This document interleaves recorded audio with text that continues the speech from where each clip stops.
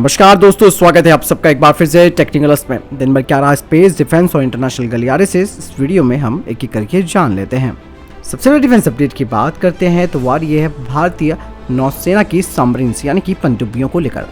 भारतीय नौसेना के स्ट्रेटेजिक फोर्स कमांड के लिए बैलिस्टिक मिसाइल पनडुब्बियों के अलावा परमाणु ऊर्जा चलित और डीजल इलेक्ट्रिक अटैक पनडुब्बियों के ऑथराइज्ड फोर्स लेवल के लिए सरकार से संपर्क किया है।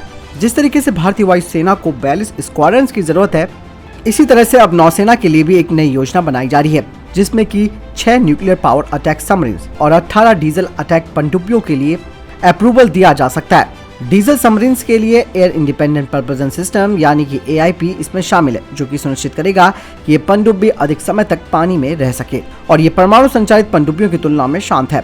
आपको बता दें कि ये कदम ऐसे समय पर आ रहा है जब नौसेना ने रक्षा समिति से 6 परमाणु ऊर्जा से चलने वाली अटैक पनडुब्बियों या SSN के निर्माण के लिए मंजूरी लेने की योजना को अंतिम रूप दे दिया है, क्योंकि नौसेना की क्षमताओं का विस्तार करने के लिए नौसेना की क्षमताओं के विस्तार पर भी ध्यान केंद्रित करने की जरूरत है, ताकि हिंद महासागर क्षेत्र में चीन की दादागिरी को रोका जा सके। वर्तमान में भारत के पास रूस से पट्टे पर ली गई अकुला क्लास की SSN है, यानी कि अकुला सेकंड परमाणु अटैक पनडुब्बी है, जिसे कि INS चक्र के नाम से भी जाना जाता है।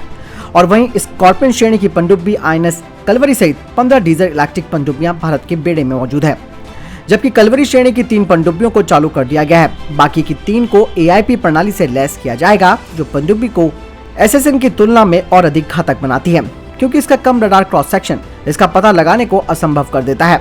SSN प्रतिकूल परिस्थितियों में समुद्र में बड़ी भूमिका निभाते हैं। इंडियन स्ट्रेटेजिक फोर्स कमांड, जो कि परमाणु कमांड प्राधिकरण का हिस्सा है और देश के सामरिक परमाणु हथियारों के भंडार के प्रबंधन के लिए जिम्मेदार है, उनके पास एक 6000 टन परमाणु संचालित बैलिस्टिक मिसाइल पनडुब्बी यानी कि SSBN INS अरिहंत है। अगला SSBN INS अरिहंत 2022 में शामिल होने की उम्मीद है। इसमें K-15 और K-4 परमाणु सक्षम पनडुब्बी लॉन्च की गई इंटरमीडिएट रेंज बैलिस्टिक मिसाइलें होंगी।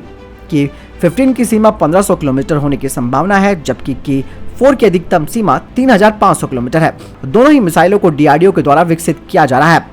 DRDO के पास K-5 मिसाइल को विकसित करने और परीक्षण करने के लिए एक लॉन्ग टर्म योजना भी है, जिसमें इसकी रेंज 5000 किलोमीटर होगी।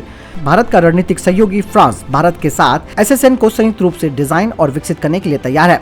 यानी कि कुल मिलाकर अब ये कहा जा सकता है कि जिस तरीके से हमारी वायुसेना के लिए 42 स्क्वाड्रन की जरूरत है और उसको देखते हुए एक कैबिनेट प्राधिकरण बनाया गया है, ठीक उसी तरीके से अब भारतीय नौसेना के लिए भी पनडुब्बी की क्षमताओं को एक निश्चित लेवल तक ले जाने के लिए इसी तरीके के प्राधिकरण को बनाए जाने की मांग भी की जा रही है, जिसमें कि जल्द से जल्द 6 न्यूक्लियर अटैक सबमरीन और 18 डीजल अटैक पनडुब्बियों शामिल होनी बेहद जरूरी है।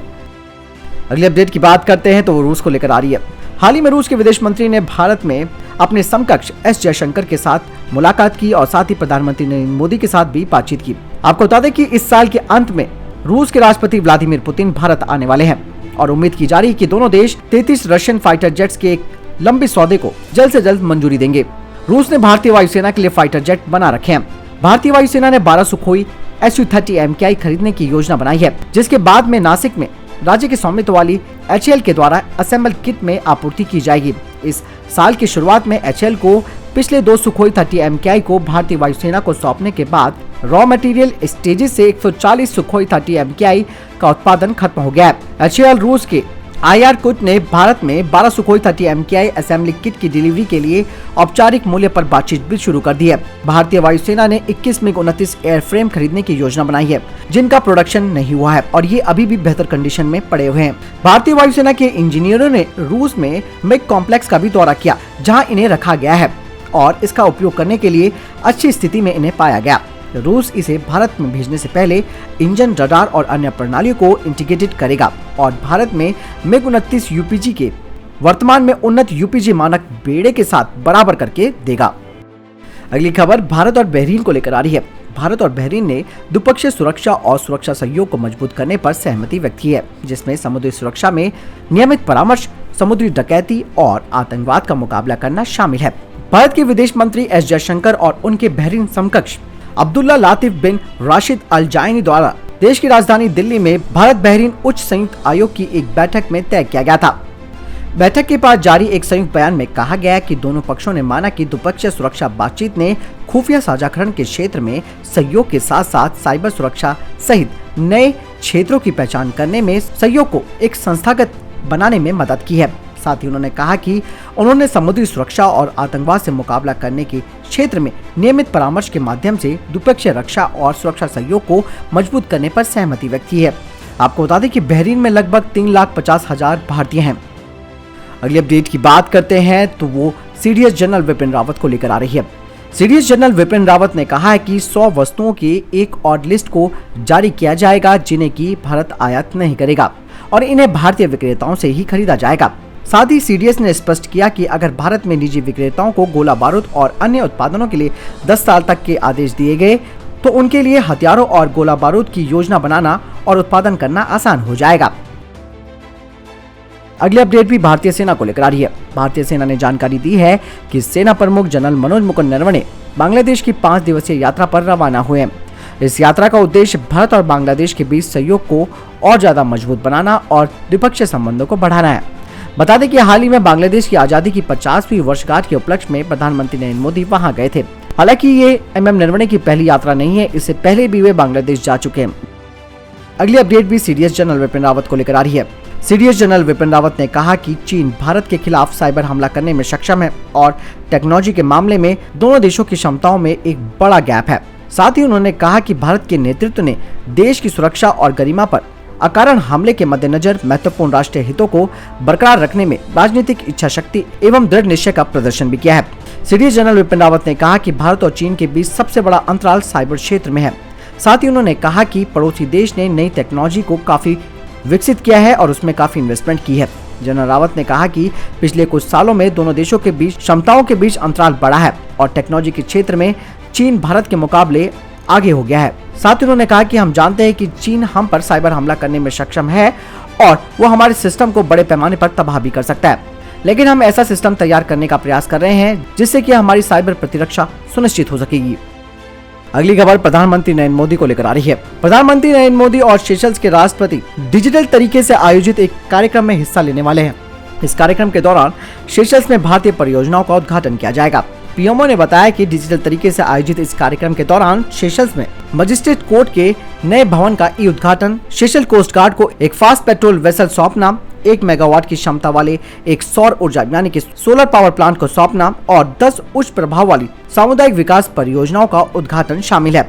आपको बता दें कि 50M रैपिड पेट्रोल वेसल आधुनिक सुविधाओं से लैस है जो कि भारत ने सेशल्स को दी है। इस पोत का निर्माण GRAC ने कोलकाता में किया है और इसे सेशल्स को उसकी समुद्री निगरानी क्षमताओं को मजबूत करने के मकसद से भारतीय आर्थिक सहायता के तहत उपहार में दिया गया है।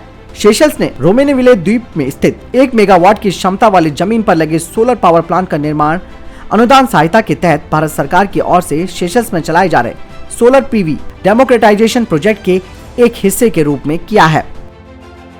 दोस्तों, अगर आपको यहाँ तक डिफेंस अपडेट पसंद आई हो तो वीडियो को लाइक, कमेंट और शेयर जरूर कीजिएगा। साथ ही इस चैनल को सब्सक्राइब करना ना भूलिएगा। अगली अपडेट की बात करते हैं तो फ्रांस को लेकर आ रही है। यूरोप में युद्ध की आहट के बीच फ्रांस ने अपनी जंग की तैयारियां तेज कर दी है। अभी हाल ही में फ्रांसीसी एयरफोर्स में शामिल राफेल और मिराज 2000 लड़ाकू विमानों ने एक युद्ध अभ्यास के तहत परमाणु मिसाइलें दागकर अपनी ताकत को एक बार फिर दिखाया है। दरअसल इन दिनों यूक्रेन बॉर्डर पर रूसी फौज के जमा होने से तनाव बढ़ चुका है।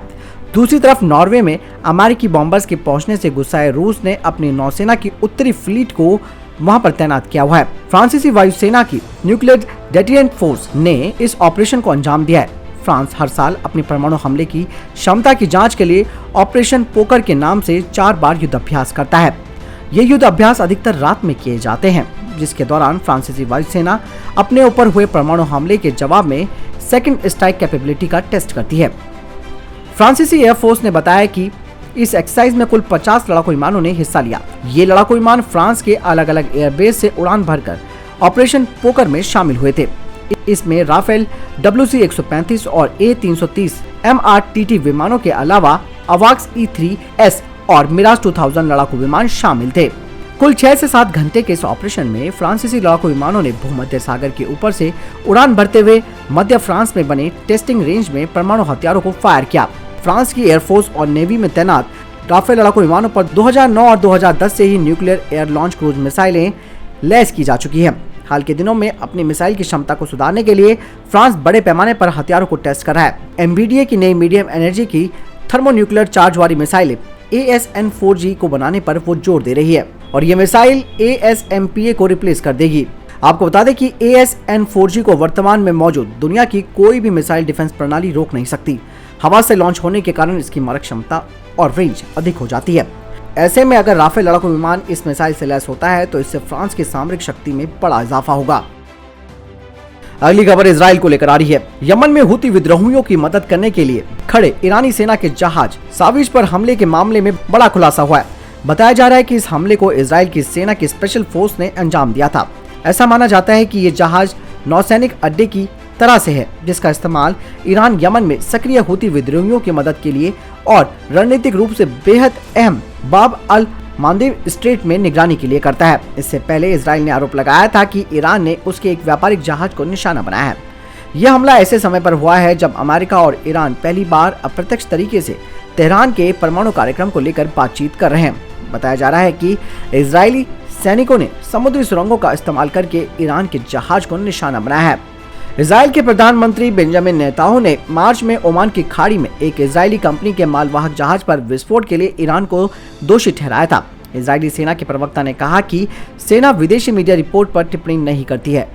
तो दोस्तों, ये थे अभी तक के टॉप डिफेंस और स्पेस अपडेट्स। वीडियो के संबंध में कोई प्रश्न जवाब या आपको कोई सवाल आप कमेंट सेक्शन में लिखकर जरूर पूछ सकते हैं। बहरहाल इस वीडियो के लिए इतना ही, मिलता हूं नई वीडियो के साथ। तब तक के लिए जय हिंद, जय भारत।